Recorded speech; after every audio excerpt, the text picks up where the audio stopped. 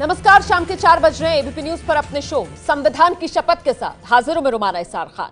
लोकसभा से पास होने के बाद अब सवर्ण आरक्षण बिल पर राज्यसभा में चर्चा हो रही है।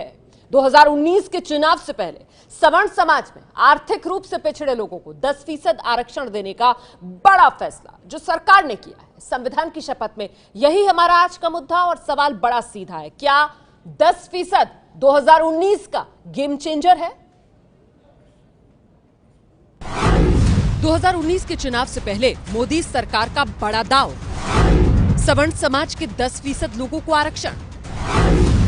लोकसभा से बिल पास, राज्यसभा में बहस जारी। अटल जी ने कहा था कि छोटे मन से कोई बड़ा नहीं होता और टूटे मन से कोई खड़ा नहीं होता। आज बड़े मन की जरूरत है। क्या बात हुई ऐसी, एकदम से इसको लाया गया? 4 साल 7 महीने, ये कुछ समझ में नहीं आ रहा कि वो क्या हो गया था 4 साल 7 महीने कि उसके बाद आप लाए हैं आखिरी सत्र के अंदर। ये आखिरी सत्र है, उसके बाद चुनाव है। अब इसमें कोई ज्यादा दूर जाने की जरूरत नहीं है। वास्तविकता यह है, सच्चाई सुनना जरूरी है। अभी महीना नहीं हुआ, 3 राज्यों ने इनको आशीर्वाद देके भेजा। महाराष्ट्र के सोलापुर में पीएम मोदी बोले 10% आरक्षण, सबका साथ सबका विकास। 10% आरक्षण पर मोहर लगाकर सबका साथ सबका विकास के मंत्र को और मजबूत करने का काम किया गया है। हर वर्ग को आगे बढ़ने का अवसर मिले, अन्याय की भावना खत्म हो, गरीब भले ही वो किसी भी क्षेत्र का हो, उसे विकास का पूरा लाभ मिले, अवसरों में प्राथमिकता मिले। इस संकल्प के साथ भारतीय जनता पार्टी आपके उज्जवल भविष्य के लिए समर्पित है।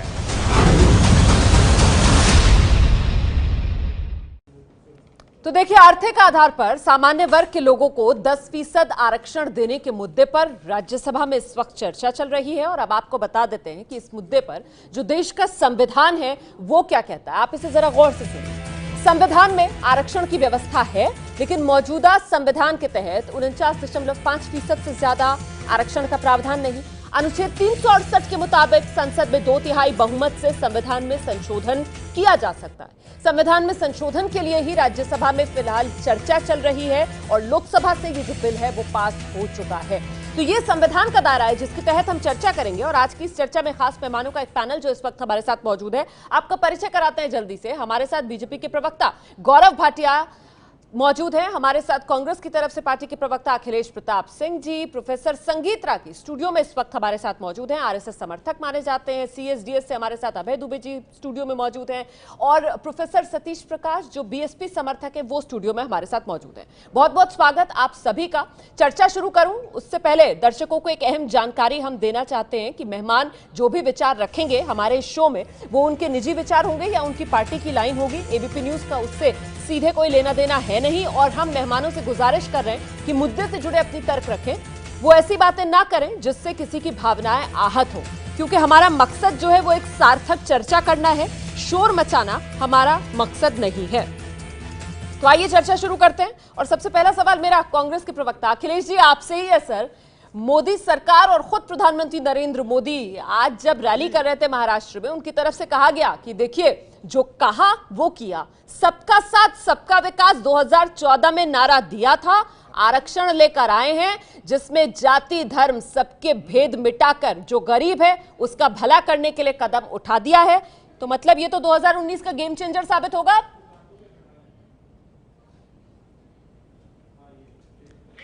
आपको याद है रोमाना जी कि कितने बार मोदी जी के इस तरह के उठाए गए कदमों को आप लोगों ने मास्टर स्ट्रोक और गेम चेंजर बताया होगा? हमको लगता है 300 बार हो चुका होगा।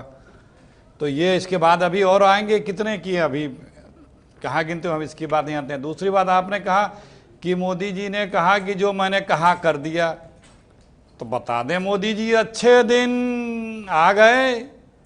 यही सब कहा था ना, 15 लाख खातों में मिल गए क्या, नौकरियां 10 करोड़ मिल गई, गंगा मैया साफ हो गई, काशी क्योटो बन गया, 100 स्मार्ट सिटी बन गए, डॉलर धरातल पे आ गया, दाऊद आ गया, पेट्रोलियम प्रोडक्ट के दाम धरातल पे आ गए, एक्सपोर्ट बढ़ गया, तमाम चीजें हैं। ये कहा था मोदी जी आपने, ये तो जब लगी इस कुर्सी के दिन घटने तो आपको याद आ गया, अंतिम बेला पे, अंतिम संध्या पे आपको ये जल्दी जल्दी याद आ रहा है। आपको देने की मनसा नियत अच्छी थोड़ी ना है। ठीक है सर, आप इनको लाभ पहुंचाने की नियत से थोड़ी ना ला रहे हैं। अच्छा, मैं आप जो तो बात बस कह जब रहे हैं, आपको 5 राज्यों में करारी हार मिली, आपके साथी भाग रहे हैं, आपके मित्र भाग रहे हैं, आपके पार्टी के लोग आपके खिलाफ बोल रहे हैं, आपके मंत्री चुनाव लड़ने से मना कर रहे हैं, तब आपको लग रहा है कि कोई एक सहारा चाहिए, तो सहारा ढूंढ रहे हैं आप। आपने जो कहा वो तो एक भी नहीं किया। मैंने गिनाया ना कि 10 पॉइंट हैं, जो कहा था क्या किया उसमें मोदी जी। आप जो पॉइंट गिना रहे हैं अखिलेश जी, आप जो पॉइंट गिना रहे हैं वही पॉइंट लेकर मैं अपना सवाल आगे बढ़ाऊंगी सर। लेकिन आपने कहा कि आप लोग जब चाहे तब गेम चेंजर, जब चाहे तब मास्टर स्ट्रोक कह देते हैं। सर देखा भी तो कीजिए ना, हम तो सवालिया निशान के साथ कहते हैं और हम तो बहस के लिए बैठते हैं और आपकी राय भी मांगते हैं। चलिए गौरव भाटिया के पास मैं लिए चलती हूँ दर्शकों को। गौरव, ये जो लिस्ट यहाँ पर गिनाई है, ये जो लिस्ट यहाँ पर गिनाई है अखिलेश जी ने, नौकरियों का जिक्र कर रहे हैं, स्मार्ट सिटी का जिक्र कर रहे हैं, वो गंगा सफाई का जिक्र कर रहे हैं। मेरा सवाल ये कि क्या आर्थिक आधार पर पिछड़ों को 10% आरक्षण, जिस तरीके से कहा जाता है ना हर मर्ज की दवा, इसी तरीके से क्या ये हर मुद्दे का जवाब है बीजेपी की तरफ से विपक्षियों को?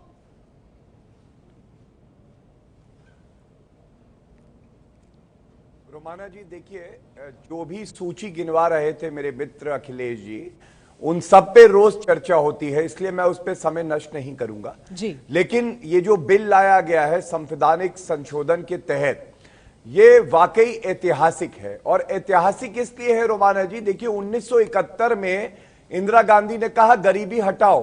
इंदिरा गांधी चली गई, कांग्रेस की सरकारें आई चली गई, ये सत्तारूढ़ रहे, लेकिन गरीबी कम नहीं कर पाए। नरेंद्र मोदी जी ने और भारतीय जनता पार्टी ने सबका साथ सबका विकास की जो बात करी थी ना, उसको क्रियान्वित करके जमीन पे उतारने का कार्य कर रहे हैं इस संशोधन के तहत। और ये बहुत अच्छी बात है। देखिए गरीब जो होता है अपने बच्चों को शिक्षा देना चाहता है, वो चाहता है आरक्षण उसे भी मिले और उसके बाद जो है उसकी नौकरी लगे। लेकिन इनकी जो सांप्रदायिक तुष्टीकरण की राजनीति और केवल एक वर्ग की बात करना और जो बाकी जनरल कैटेगरी के गरीब हैं उनकी बात ना करना, वो कहीं अलग थलग पड़ गए थे। पहली बार आजादी के बाद नरेंद्र मोदी जी और इस सरकार ने उनके बारे में सोचा है। 2-3 बातें बड़ी अहम है कि ये पहली बार संवैधानिक तरीके से किया जा रहा है, जिसकी आपने भी बात करी। और अनुच्छेद 46 अगर आप देखें संविधान का, तो वो कहता भी है कि जो गरीब हैं उनके बारे में भी जो है वो सरकार सोचेगी। दूसरी बात, जो हमारे भाई बहन हैं अनुसूचित जनजाति के, अनुसूचित जाति के और ओबीसी, उनके आरक्षण को नहीं छेड़ा जा रहा, ये काबिले तारीफ है। 10% उसके ऊपर दिया जा रहा है। तीसरी बात, ये धर्म न्यूट्रल है। धर्म कोई भी हो व्यक्ति का, अगर वो आर्थिक रूप से गरीब है तो उसको ये लाभ मिलेगा। ये अपने आप में दर्शाता है कि सबका साथ सबका विकास किस तरह से नरेंद्र मोदी जी आगे बढ़ा रहे हैं। ये बड़ी बात जो गौरव भाटिया यहाँ पर कह रहे हैं कि सरकार, ऐसी संवेदनशील सरकार जिसने इस बात को समझा कि देखिए गरीबी और भूख जो है वो जाति और धर्म देखकर किसी को नहीं सताती है, ऐसे में गरीबों में किसी तरीके का अंतर नहीं किया।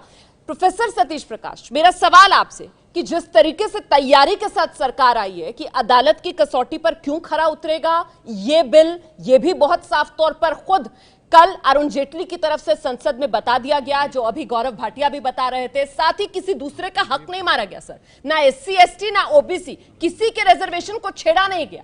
ऐसे में इसे क्यों ना माना जाए कि ये 2019 में मोदी सरकार की सत्ता में वापसी कराने वाला गेम चेंजर साबित होगा? नहीं, ये गेम चेंजर नहीं होगा। ये कहीं ना कहीं इनका जो डिसीजन है कहीं ना कहीं भस्मासुर सिद्ध होगा। क्यों? अब देखिए ना, जो स्वर्णों की आबादी है वो 15% आबादी जो है इस देश के 50% आरक्षण का आनंद ले रहे थे। अब ओबीसी समाज की तरफ से ये मांग प्रबल हो जाएगी। अगर सुप्रीम कोर्ट की जो 50% की जो लिमिट है, अगर ये लिमिट खुलेगी तो निश्चित रूप से जो पिछड़ा समाज है उसकी इस देश में जातीय जनगणना, जो ऑलरेडी सरकार ने आंकड़े भी दबा के रखे हुए हैं 2011 के, वो आंकड़े सरकार के पास है। अगर वो आंकड़े बाहर आते हैं तो निश्चित रूप से उनकी आबादी जो है वो 54-55% है। अगर उनकी आबादी 54-55% है तो निश्चित रूप से उनकी मांग जो आरक्षण की होगी वो भी 54-55% की होगी। तो अब आरक्षण किसका घटा? आरक्षण निश्चित रूप से कहीं ना कहीं जो स्वर्ण समाज है, जो आरक्षण के जो सामान्य के तौर पे कहीं ना कहीं 50% का छद्म रूप से उसका आनंद ले रहा था, उनके ऊपर कहीं ना कहीं ये प्रभाव पड़ेगा। मैं विनय पाठक जी का रुख करूंगी, और विनय पाठक जो है वो यूथ फॉर इक्वालिटी से हैं। विनय पाठक जी, अब तक आप लोग कहते आए आरक्षण नहीं होना चाहिए, लेकिन अब जिस तरीके से गरीबी को आधार बनाकर सवर्णों को, जनरल कैटेगरी को 10% आरक्षण की पहल सरकार की तरफ से की गई है, और उसमें ये जो पहलू जोड़ रहे हैं प्रोफेसर सतीश प्रकाश, ये कह रहे हैं कि इससे तो बल्कि उल्टा नुकसान होगा जनरल कैटेगरी के लोगों को। नहीं देखो, क्योंकि हाँ, आप कह रहे हैं कि ओबीसी की मांग बढ़ जाएगी ना जब आंकड़े रिलीज किए जाएंगे। आपका टेक क्या है इस पर? नहीं देखो, इसमें सर एक मिनट विनय जी, देखिए थोड़ा सा मुझे टाइम दीजिएगा। हाँ जी। मैं सतीश प्रकाश जी ने एक बात आज एक्सेप्ट कर ली कि आरक्षण भस्मासुर था, इसको मेरे जो नेशनल प्रेसिडेंट है कौशल कांत जी ने भी कहा था, और ये आज जो आया है लोगों के जो चश्मा था जातिगत वो उतरा है, ये स्वागत योग्य है। मगर मैं आपको बता दूं, जब हर चीज में कोई भी गवर्नमेंट, सारी पॉलिटिकल पार्टियां फेल हो जाती हैं तो वो क्या करती हैं, एक जो आरक्षण नाम का उन्मूलन और संरक्षण प्रोग्राम था लोगों का, उसको अपने सत्ता के रक्षण के लिए बना देती है। मैं बता रहा हूँ, कोई पार्टी आरक्षण कोई गरीबी हटाओ कार्यक्रम नहीं है। एक मिनट, आप जवाब दे दीजिए। आरक्षण कोई गरीबी हटाओ कार्यक्रम नहीं है। सरकार उसको गरीबी के रूप में ले रही है। सरकार फेल है। इस देश की व्यवस्था के ऊपर ये सवाल है कि कल जो लोग आरक्षण से ये कहते थे कि प्रतिभाएं नष्ट होती है, आज वो लोग बाग ये आके बताएं ना कि आप प्रतिभाओं का नुकसान कैसे होगा। सुन लीजिए ना, बता रहे हैं, मैं आज कह रहा हूँ ये ना कोई योजना है, ये सिर्फ प्रतिभा हनन, वोट लेने और आपस में रण कराने की योजना है। मतलब आप सहमत नहीं है मोदी सरकार? बिल्कुल, अगर कोई भी संविधान के बाहर कोई भी आरक्षण होता है, जो भी आरक्षण संविधान के बाहर है वो गड़बड़ है। आप बताइए कि गाड़ी है, गाड़ी पे अगर एक ही तरफ हम लोड ला देंगे, अभी तक 50-50 चल रहा था, चलिए एक तरफ प्रतिभा रहती थी, एक तरफ हमें समाज में दोनों लोगों को लेके आगे बढ़ना है। मगर क्या भारत देश में प्रतिभा की जरूरत नहीं है? तो अगर प्रतिभाएं ही खत्म करने का मूड बना लिया है और ये आरक्षण ये लोग अपनी कुर्सी के लिए 100% ले जाएंगे। संगीत रागी जी को लाने दीजिए ना, आपके पास आ जाऊंगी। सर 1 घंटे का शो है, बारी बारी पर बोलिए, सबको मौका देना है, मुझे सबकी बात रखवानी है। संगीत रागी साहब आइए। विनय पाठक जी यहाँ पर जो बात कह रहे हैं कि अभी मामला 50-50 का चल रहा था, साहब इन्होंने तो आकर और खेल कर दिया, तो ऐसे में मोदी सरकार का ये फैसला गेम चेंजर साबित होगा या बैकफायर कर जाएगा? देखिए, मैं इस रूप में नहीं देखता कि मोदी सरकार को इस काम से, इस नीति से और इस कानून से फायदा होने वाला है या घाटा होने वाला है। मैं इस विमर्श में जाना ही नहीं चाहता। पर हमारी बहस इसी लाइन पर है सर। देखिए, मैं आपको क्लियर कर दूं, यहां पर हम डिबेट इसी लाइन पर कर रहे हैं क्योंकि सब ये मानते हैं कि नेता हैं, राजनीतिक दल हैं, और जाहिर सी बात है भाई, राजनीति को साधने के लिए कदम लिए जाते हैं। बताइए। देखिए, अभी जो सवाल उठाया है, जो विनय जी ने उठाया, विनय जी ने और उनके साथ मेरे जो सतीश जी ने उठाया है, मुझे लगता है कि सतीश जी को यह समझना चाहिए, इस बात को समझना चाहिए कि क्या आरक्षण किसके लिए है? क्या व्यक्ति के लिए है या कैटेगरी के लिए है या कुछ कम्युनिटीज के लिए है? सर आप काउंटर, एक मिनट, बड़ा दिलचस्प है, यहाँ पर मैं दर्शकों को बता दूं, देखिए मैं सवाल पूछ रही थी, विनय जी ने जिस तरीके से सवाल उठाया, लेकिन आप जवाब में काउंटर सतीश जी को कर रहे हैं। काउंटर प्लीज आप विनय जी को करिए, मैं चाहती हूं आप विनय जी को जवाब दे। विनय जी कह रहे हैं मोदी सरकार का ये फैसला, और विनय जी का मैं इसलिए जिक्र कर रही हूं क्योंकि भाई लेकर तो ये जनरल कैटेगरी के लिए आया जा रहा है ना, और विनय जी उस जनरल कैटेगरी को रिप्रेजेंट करते हैं। देखिए जी, एक मिनट, देखिए विनय जी की बात अपनी जगह है, विनय जी हो सकता है अपनी बात में सही हो, लेकिन मैं उनको थोड़ा सा उनसे अलग मैं बात कर रहा हूं। देखिए, जनरल कैटेगरी के आरक्षण इसलिए दिया गया है कि बहुत सारे ऐसे जो हैं उनको लगता है कि जैसे इस देश में मैंने जनरल कैटेगरी में पैदा होकर के हमने पाप किया है, उनका कौन सा अपराध है और क्यों वो उस अपराध बोध से जीवित रहे? यदि उनकी आवश्यकता है, चाहे एक ब्राह्मण का लड़का हो, एक ठाकुर का लड़का है, एक भूमियार का लड़का हो, यदि वो बहुत दुर्लभ, बहुत ही गए गुजरे स्थिति में जी रहा है, उसे आरक्षण क्यों नहीं मिलना चाहिए? और रामविलास पासवान के बेटे को आरक्षण क्यों मिलना चाहिए? यदि सवाल में मुझे लगता है कि यदि समाज का बड़ा आसान है ना, आप नहीं, कल तक आप नहीं, कल तक साल की ये मांग है, कल तक आरक्षण का आधार चेंज करना चाहते हैं। फिर वही बात, आरक्षण उस का आरक्षण को छेड़ा नहीं गया है, शैक्षिक रूप से पिछड़ा है। उस पूरे आधार RSS को का यही एजेंडा है कि हम आरक्षण मैं की मैंने मांग नहीं के कर रहा हूं, अंदर आप अलाउ कर रहे हैं, आधार इसीलिए तो कह रही हूँ एक एक ये करके आप बोलिए। मैं अलाउ कर रहे हैं, मुझे बोलने दीजिए। करके बोलिए आप लोग, मुझे एक एक बोलने करके दीजिए। बोलिए। आप मैंने अपनी कहा- बात प्लीज 10 सेकंड में पूरी कीजिए, मुझे अभय दुबे जी के पास जाना है। मैं 10 सेकंड में मैंने कहा कि आरएसएस ने एससी और एसटी और ओबीसी के आरक्षण के बारे में कोई हस्तक्षेप करने की बात नहीं कही है। समीक्षा की बात करें, हमेशा बात कर रहे हैं कि नहीं, आरक्षण, समीक्षा की बात तो की है बिल्कुल ना नहीं, आपने। आप गलत बेतुके और वो बहुत ही समीक्षा यही बेहुदे है। तर्क दे रहे उसका आधार ही चेंज हैं, कर क्योंकि दो। आप ऐसा एक दूसरे से इसलिए मत लड़िए, आप मुझे जवाब दीजिए। हाँ। ऐसा कि उन्होंने साफ साफ कहा है कि आरक्षण को जिस प्रकार से लागू किया जा रहा है उसमें जिन तक पहुंचना चाहिए वो नहीं पहुंच रहे हैं। समाज के अंदर कुछ ही लोग उसके फायदे उठा रहे हैं, इसलिए उसकी समीक्षा की भी बात की गई थी। यहाँ पर तो और किसी के साथ भेदभाव भी नहीं किया जा रहा है, इसके बावजूद भी आपको परेशानी हो रही है। आधार पर, अगर आर्थिक आधार पर भारत में, इस देश में रोमाना जी, आरक्षण देने की गुंजाइश बन जाती है, संवैधानिक तौर पर उसको अप्रूवल मिल जाता है, कोर्ट की उस पर मोहर लग जाती है, तो एक आशंका ये जताई जा रही है कि फिर तो धीरे धीरे करके जो जातिगत आधार पर मिलता है आरक्षण, उसे खत्म कर दिया जाएगा।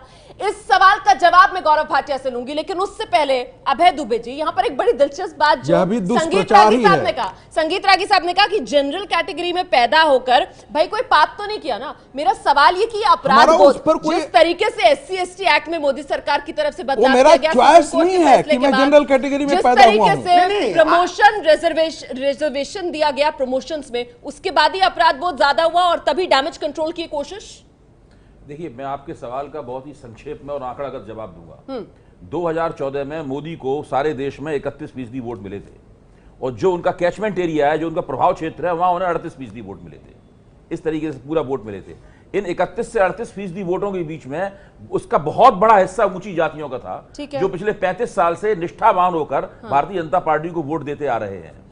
पिछले 7-8 महीने से मोदी और उनके रणनीतिकारों को लग रहा था कि ये लोग हमसे धीरे धीरे छिटक रहे हैं। हमने जो ओबीसी और दलितों के वोट पाने की जो कोशिश की है, इस प्रक्रिया में हमारा जो परंपरागत जनाधार है वो हमसे धीरे धीरे अलग हो रहा है। इस डर की वजह से यह फैसला किया गया है। क्या 10% 2019 का गेम चेंजर है?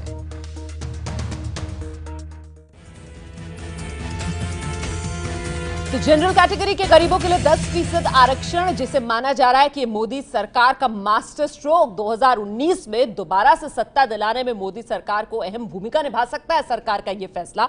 चर्चा हमारी लगातार जारी है, तमाम खास मेहमान हमारे साथ मौजूद है, लेकिन गौरव भाटिया, एक बात जो बार बार यहां विपक्षी दलों की तरफ से कही जा रही है वो ये कि भैया ये कोई गेम चेंजर नहीं साबित होने वाला, ये तो पैनिक बटन है। देखिए आप किस तरीके से विधानसभा चुनाव में हार मिली, सवर्ण वोटर्स ने नाराजगी दिखाई, तो सिर्फ पैनिक बटन दबाया मोदी सरकार ने, इससे हासिल कुछ नहीं होगा 2019 में।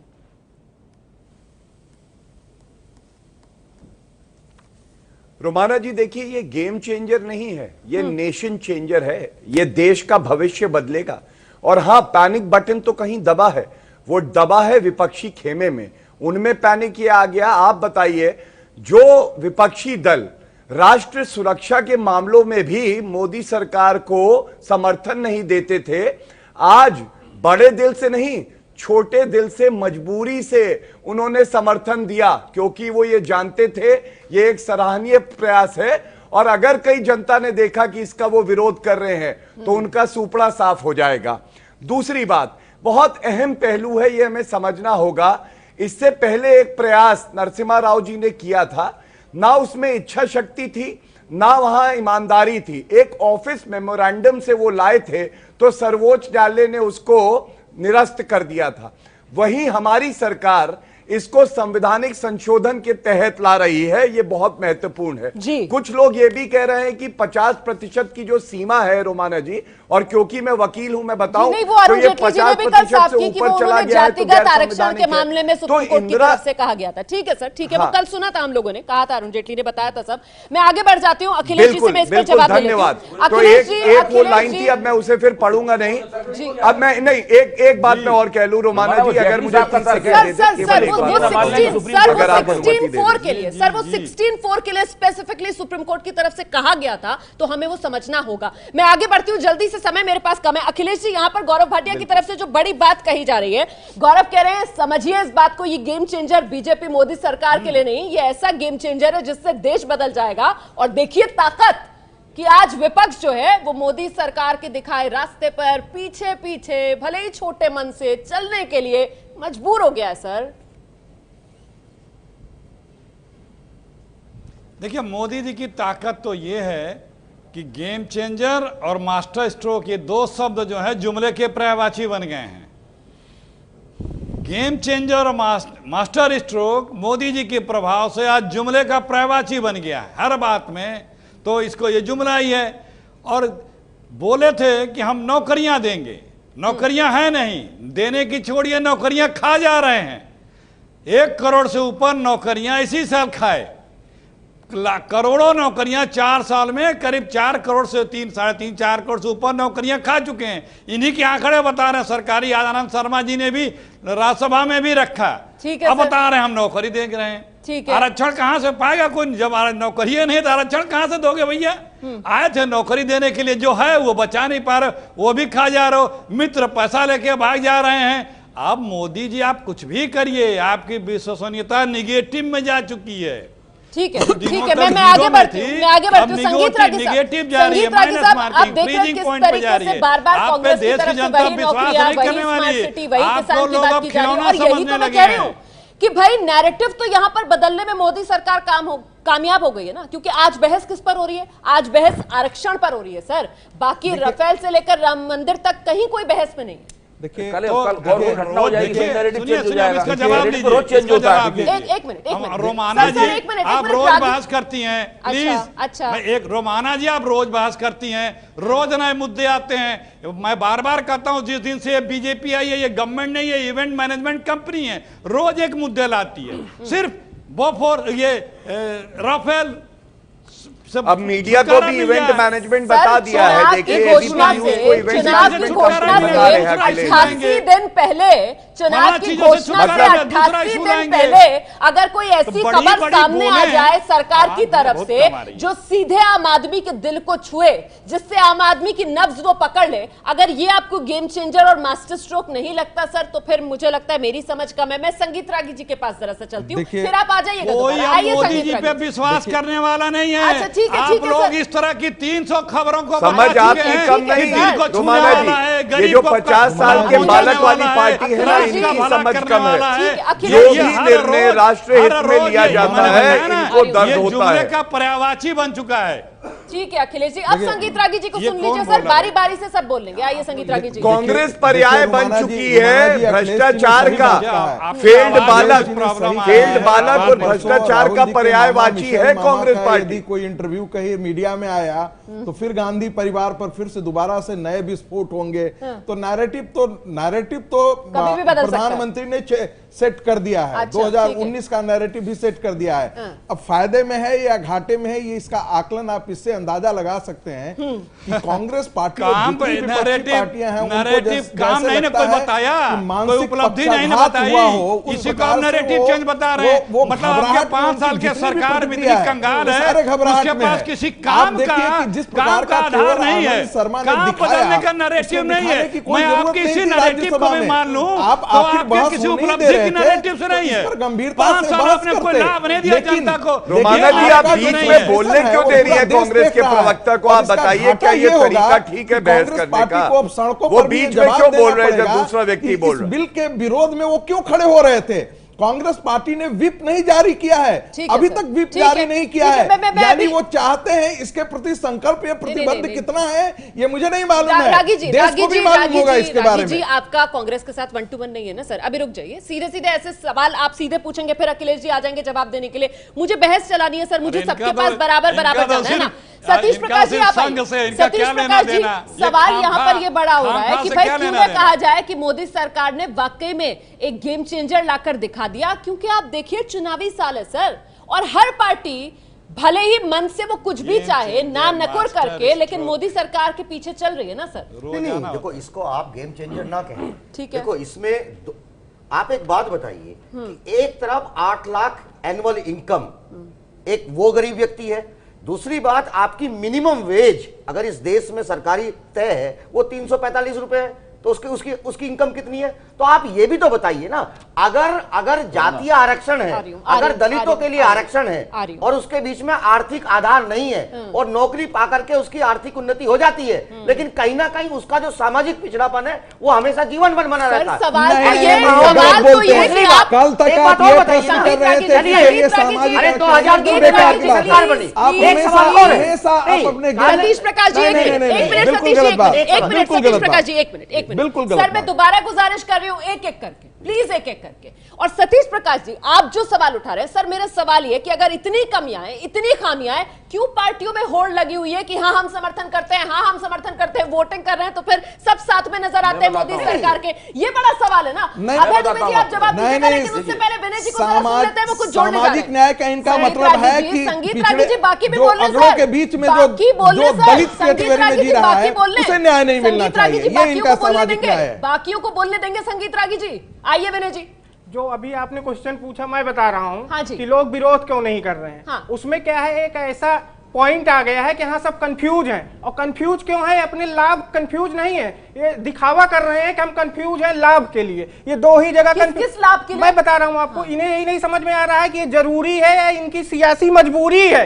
होता क्या है, जब इन्हें अपनी सैलरी बढ़ानी हो तो ये कंफ्यूज हो जाएंगे या ये लोग उसको जरूरत मान लेंगे। 400 गुना लोग सैलरी बढ़ा लेते हैं, किसी कुछ नहीं होता।